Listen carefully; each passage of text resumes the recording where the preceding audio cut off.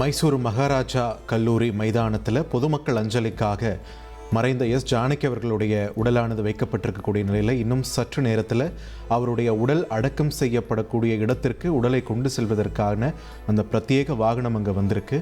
மாலை 4 மணி அளவில் முழு அரசு மரியாதையோடு அவரது உடலானது அடக்கம் செய்யப்பட இருக்கிறதா அறிவிக்கப்பட்டிருக்கிறது. அவருடைய பேத்தி அப்சரா அவர்கள்தான் ஜானகி அம்மாவுக்கான இறுதிச் சடங்குகளை செய்ய இருக்கிறதா செய்தியாளர்கள்கிட்ட அவர் ஏற்கனவே விளக்கமளித்து பேசின நிலையில் தொடர்ந்து அங்கே மக்கள் வந்த வண்ணம் இருக்கிறார்கள் ஜானகி அவர்களுக்கு தன்னோட இறுதி மரியாதை செலுத்துவதற்காக. இன்னும் சற்று நேரத்துக்கு முன்னாடி கூட அவங்களுடைய மருமகள் உமா அவர்கள் செய்தியாளர்கள்கிட்ட பேசும்போது ரசிகர்களை எந்த அளவுக்கு ஜானகி அம்மா அவர்கள் பாவிச்சாங்க, எந்த அளவுக்கு அவங்கள விரும்பினாங்க, இசையை எந்த அளவுக்கு பாவிச்சாங்கன்னு எல்லாம் பேசியிருந்தாங்க.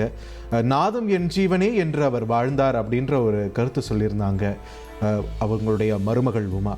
அந்த பாடலில் வரக்கூடிய ஒரு சில வரிகளுமே ஜானகி அம்மாவோட வாழ்க்கையும் ஒத்து போகக்கூடிய வரிகளாக தான் இருக்குது.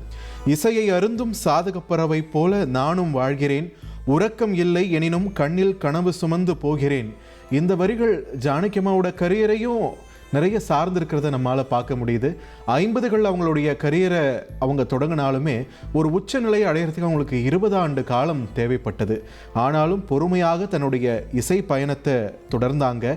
இசையை மட்டுமே தனது வாழ்வின் முக்கிய அங்கமாக ஒவ்வொரு நாளும் தன்னோட குடும்பத்தினரோடு நேரம் செலவழிக்க கூட முடியாத அளவுக்கு காலையில் அவங்கெல்லாம் தூங்கிட்டு இருக்கும்போதே வீட்டை விட்டு கிளம்புறவங்க மீண்டும் இரவுதான் வருவாங்க. அந்த அளவுக்கு ஒரு நாள் முழுக்க ரெக்கார்டிங் இருக்குன்னு சொல்கிறாங்க.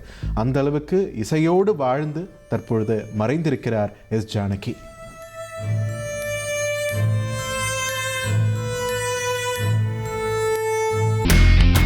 இனி செல்லும் இடமெல்லாம் செய்தி. தந்தி டிவியின் வாட்ஸ்அப் சேனலை ஃபாலோ பண்ணினா செல்ல இருக்கும் இடமெல்லாம் செய்தி. இதோ QR கோட் இப்பவே ஸ்கேன் பண்ணுங்க, ஃபாலோ பண்ணுங்க.